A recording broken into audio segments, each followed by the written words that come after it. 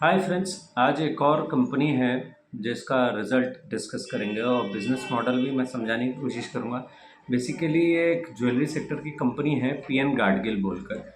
और इसका जो मैक्सिमम बिज़नेस है वो गोल्ड ज्वेलरी से रिलेटेड है। पहले ये जो है बेसिकली ये एक महाराष्ट्र बेस्ड प्लेयर हैं। इनके maximum showrooms almost till now इनके 64 शोरूम्स हैं और एक्सपेक्टेड है कि ये 64 शोरूम्स जो है वो करीब-करीब इस साल के अंत तक 80 हो जाएँगे।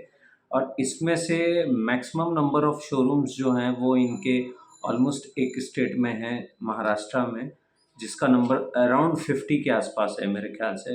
इंडिया के सॉरी, ऑलमोस्ट इसका जो नंबर है 63 के, इससे मेरे ख़्याल से 3 की 4 स्टोर ही इनके बाहर हैं। सारे जो हैं अभी महाराष्ट्र में इन्होंने इस पिछले 2 क्वार्टर के अंदर में इन्होंने एक स्टोर इंदौर में नया खोला है। तो इंदौर और 2 स्टोर इन्होंने यूपी में खोले हैं, एक लखनऊ में, एक कानपुर में। तो बेसिकली कंपनी की जो टोटल स्टोर काउंट अब है वो 64 है और ज्वेलरी बेसिस पे ये काम करते हैं। बेसिकली इनका बहुत पुराना बिज़नेस है, 200 साल पुराना बिज़नेस है ऑलमोस्ट। ज्वेलरी का 6th जनरेशन है जो चला रही है इस बिज़नेस को। पीएन गाडगिल नाम है। महाराष्ट्र में काफ़ी फेमस नाम है। महाराष्ट्र में ये नंबर 2 प्लेयर हैं। टाइटन के बाद सबसे ज़्यादा शोरूम इनके हैं महाराष्ट्र में। तो बेसिकली महाराष्ट्र बेस्ड प्लेयर थे, अब ये नेशनल बेस्ड प्लेयर बनने जा रहे हैं। बेसिकली ये अब एक्सपैंड करेंगे। इनका कहना था कि हम सेंट्रल इंडिया की तरफ फोकस कर रहे हैं, माने मध्य प्रदेश, यूपी, छत्तीसगढ़, बिहार और उड़ीसा की तरफ एक्सपैंड करने की कोशिश कर रहे हैं। तो ये रीजन्स जो इन्होंने बताए, अगले 2 साल, 2.5 साल में इनका प्रयास ये रहेगा कि इन जगहों पर अपना कंसंट्रेशन बढ़ाएँ बेसिकली। तो पैन इंडिया प्लेयर बनने की कोशिश कर रहे हैं। आप जानते ही हैं कि इस सेक्टर में कल्याण और टाइटन जैसी कंपनियां जो हैं, सेनको हुआ, इवन जो आपका ये पीसी ज्वेलर्स हुआ, ये सारे जो हैं ये इस सेक्टर की कंपनियां हैं बी टू सी में। बेसिकली ये कंपनी भी एक तरीके से पहले बी टू बी बिजनेस था। बेसिकली ये ज्वेलरी को रिफाइन करके ज्वेलरी बनाकर दूसरों को बेचते थे, दूसरे ब्रांड्स के लिए। तो बेसिकली ये बी टू बी प्लेयर थे, लेकिन अब ये बी टू सी की तरफ मूव कर गए हैं। अब इनका जो रिफाइनरी का बिज़नेस है, उन्होंने पिछले साल 30 सितंबर के बाद से 30 सितंबर 2024 के बाद से इन्होंने रिफाइनिंग का बिज़नेस या ज्वेलरी बनाने का बिज़नेस बंद कर दिया है। उसका इस क्वार्टर में एक इफ़ेक्ट दिखा बेसिकली। तो अगर नंबर के लिहाज से बात करें तो इस क्वार्टर में इनका जो नंबर है वो 2177 करोड़ का इनका सेल है। और अगर सिर्फ बी टू सी सेक्टर का ही सेल पकड़े पिछले साल का, तो वो करीब करीब 1657 करोड़ है। तो वहाँ से जो ग्रोथ है वो 31% की है। और जो रिफाइनरी का बिजनेस था वो इस क्वार्टर में आखिरी था पिछले साल, तो वो फिगर करीब 343 करोड़ के आसपास है। तो अगर उस 343 को निकाल दें, इसलिए अगर आप ईयर ऑन ईयर बेसिस पे देखेंगे तो रेवेन्यू फ्रॉम ऑपरेशन से जो डिफरेंस आएगा वो करीब 8-9% का ही ग्रोथ दिखा रहा होगा। लेकिन क्योंकि वो रिफाइनरी का 343 करोड़ का पार्ट है जिसकी वजह से कन्फ्यूजन क्रिएट होता है, तो इसको अलग करके देखेंगे तो हम ये देखेंगे कि सेल में ग्रोथ करीब करीब 31% की ग्रोथ दिख रही है।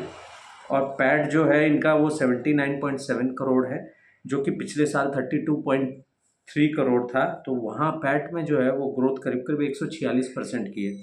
उनका मार्जिन जो है, प्रॉफिट मार्जिन, वो 1.6 से बढ़कर 3.6 हो गया है। 1.6 इसलिए है, अब थोड़ा सा कुछ चीज़ें मैं और भी 1-2 ऐड कर देना चाहता हूँ कि मार्जिन इसलिए बढ़ा है क्योंकि देखिए, आप ज्वेलरी जब बनाकर किसी को बेचते हैं तो वहाँ आपको मार्जिन नहीं मिलता है। तो जो बिजनेसेस में आप रिफाइनिंग बिजनेस या कह लीजिए या ज्वेलरी बनाकर किसी और ब्रांड के लिए बनाकर देते हैं, तो वो भी उस पर अपना एक मार्जिन रख कर चलते हैं। तो इसलिए और सिर्फ आप अकेले प्लेयर नहीं होते हैं, बहुत सारे होते हैं। तो जो सस्ते में बनाकर ज्वेलरी देगा तो कंपनियां उससे लेती हैं। बेसिकली उसमें आपका से बहुत ज़्यादा नहीं होता है, जो परचेजिंग पावर जिसके पास है उसका से ज़्यादा होता है। तो ये एक बहुत सिंपल सी चीज़ है। जब ये रेवेन्यू मिक्स शुरू हो जाए बिजनेस में कि आप खुद से बनाकर खुद के स्टोर पे बेच रहे हैं, तो वहाँ आपको मार्जिन ज़्यादा मिलेगा, वहाँ आपका प्रॉफिट बढ़ जाएगा। तो ये एक सिचुएशन बनती है जिसमें ज्वेलरी सेक्टर में अगर आप देखें तो ग्रोथ इस वजह से आती है। और दूसरी एक और चीज़ जो है, जब आपका स्टड रेशियो मिक्स बढ़ता है, बेसिकली रेवेन्यू मिक्स जब बढ़ जाता है, आप जब स्टडेड ज्वेलरी पे रेवेन्यू को अगर देखें तो कंपनी ने कॉन कॉल में बल्कि बताया कि ज्वेलरी पे गोल्ड की ज्वेलरी जब वो बेचते हैं तो उनका जो EBITDA लेवल पे मार्जिन है वो 12-13% होता है, लेकिन स्टड ज्वेलरी जब वो डायमंड ज्वेलरी या स्टडेड ज्वेलरी बेचते हैं तो वहाँ जो प्रॉफिट मार्जिन है वो ऑलमोस्ट 22%, 25% के रेंज पे चला जाता है। तो इतना डिफरेंस पैदा होता है। तो इससे क्या है, बेसिकली देखने में ये आएगा कंपनी जो है अगर धीरे धीरे इसी तरीके से अपने वॉल्यूम को एक्सपेंड करती जाएगी, नए नए सेक्टर्स में नई नई जगहों पे जाकर अपने शोरूम्स खोलेगी, वहाँ से सेल जब ऐड ऑन होगी तो इनका जो नंबर है वो बढ़ता जाएगा, एक्सपोनेंशियली वो बढ़ेगा भी, साथ ही साथ मार्जिन भी बेहतर होता जाएगा, क्योंकि अब ये रिफाइनिंग का बिजनेस नहीं कर रहे हैं, बेसिकली ये B2C में आ गए हैं। तो ये एक बड़ी अच्छी चीज़ है। और इनका एक गाइडेंस भी है कि अगले 2 से 2.5 साल में ये अपने स्टड रेशियो को 9% पे है, जो कि अभी करंट, वो उसको 12 से 13% ले जाना चाहते हैं। बड़े बड़े प्लेयरों का ये नंबर करीब करीब 20%, 22%, 25% के आसपास है। मैंने टाइटन और कल्याण 20% के ऊपर पे स्टड रेशियो पे खड़े हैं। तो बेसिकली इस तरीके की चीज़ें थी। कंपनी ने गाइडेंस यही दिया है कि फाइनेंशियल ईयर 28 तक ये 150 शेयर स्टोर्स का एक प्लान कर रहे हैं, जिसमें कि इनका PNG लाइट एक स्टाइल भी एक इनका ब्रांड है जो कि स्टड ज्वेलरी के लिए होता है। बेसिकली अलग से उन्होंने ब्रांड बना रहे हैं, उसके भी शोरूम खोल रहे हैं। और शोरूम्स जो हैं वो कोको और फोको मॉडल दोनों के बेसिस पे चल रहा है। तो बेसिकली हो ये रहा है कि बेसिकली कल्याण का ही मॉडल है जिसको ये फॉलो अप कर रहे हैं। कल्याण का सेल आपको याद दिला दूं मैं, अगर सेक्टर एनालिसिस के लिहाज से देखें तो कल्याण का जो नंबर है वो 31% के आसपास ग्रोथ आया था, इनका 31.4 आया है। तो ऑलमोस्ट दोनों अब बराबर पे खड़े हैं, क्योंकि अब इसमें संभावना मुझे ये दिख रही है कि अगर PN गाडगिल ने बहुत अच्छा किया तो वो शायद कल्याण को बीट कर दे आने वाले समय में। तो देखना होगा कैसे क्या होगा। क्या होगा, स्टॉक री रेटिंग की तरफ बढ़ जाएगा, स्टॉक में बेहतर आप देखेंगे बाइंग आएगी, लोग पसंद करेंगे इसको, क्योंकि री रेटिंग का कैंडिडेट बन जाएगा, बेसिकली ग्रोथ लेवल पे आगे निकल जाएगा। टाइटन का जो ग्रोथ है वो करीब करीब 20-22% का है, सेनको 6-7 पे है, PC चंद्रा ज्वेलर्स का भी अभी वो जगह पर नहीं आए हैं वो कि वो compete करे इस रेस में। तो सब पीछे चल रहे हैं। सबसे आगे जो है अभी ये 2 ही प्लेयर है, कल्याण और अगर देखें तो PN गाडगिल, जो कि 30-31% के आसपास दोनों ही खड़े हैं। जो भी आगे निकल जाएगा, तो जिसकी भी गाड़ी तेज़ रफ्तार से आगे बढ़ जाएगी वो अब जो है वो मार्केट उसको अलग तरीके से वैल्यू करेगा।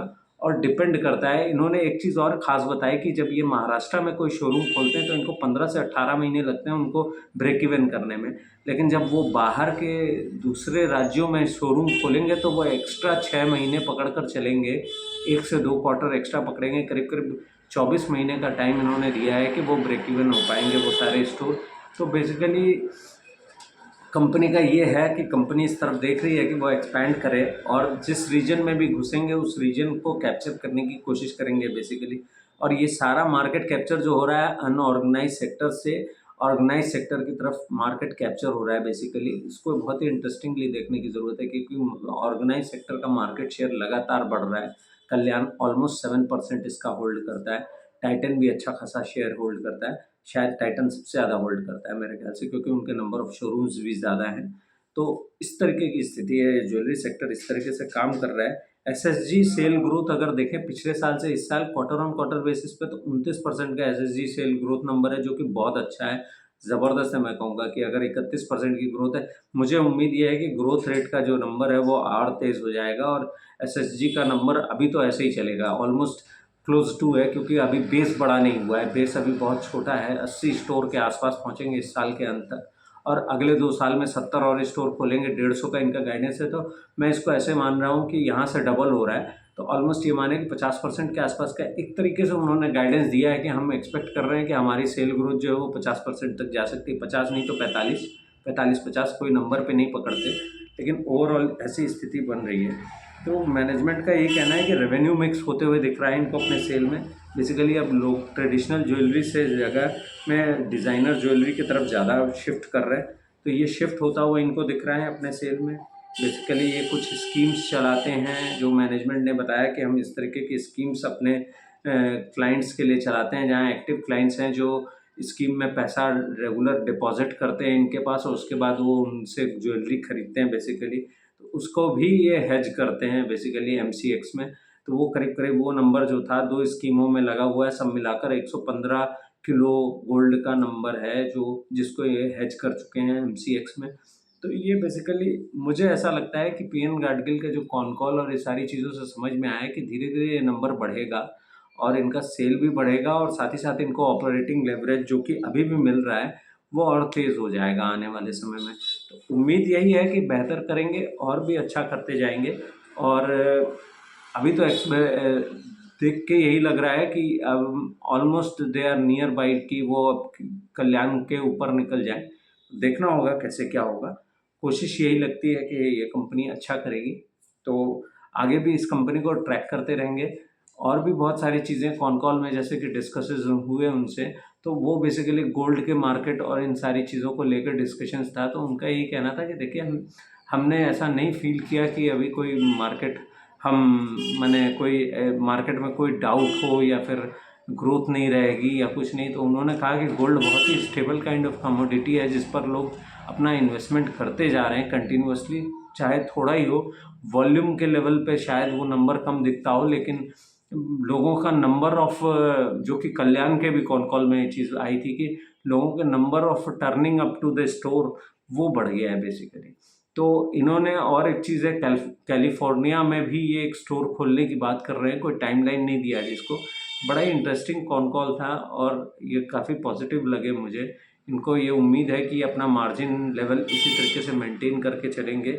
इन्होंने ये भी गाइडेंस दी कि इनका पैड जो है वो 3.6 के आसपास ही जो अभी तक इन्होंने दिखाया है, तो इस साल का पूरा गाइडेंस है कि ऑलमोस्ट ऐसा ही रहेगा। तो उम्मीद यही लग रही है कि अच्छा करेंगे ये।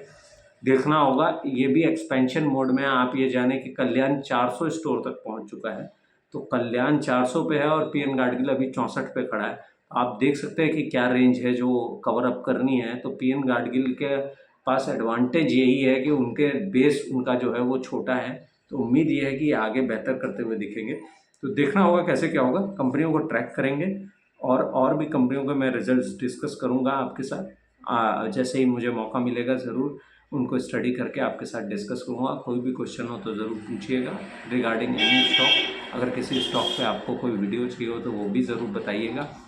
साथ ही साथ कोई बाई सेल की रिकमेंडेशन नहीं है, आप अपना एनालिसिस स्वयं करें। कोई डाउट हो तो ज़रूर सवाल पूछें। Thank you so much.